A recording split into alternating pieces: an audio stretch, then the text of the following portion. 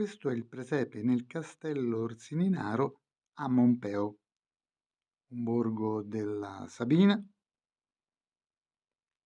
ed è allestito, costruito all'interno del castello.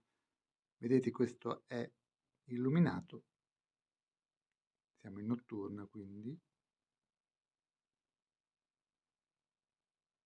In questo scrigno, potremmo definirlo, c'è il presepe.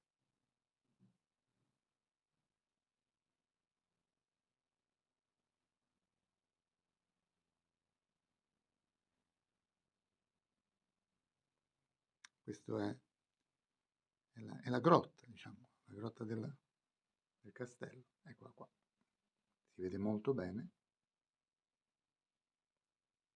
che ospita e accoglie il presepe.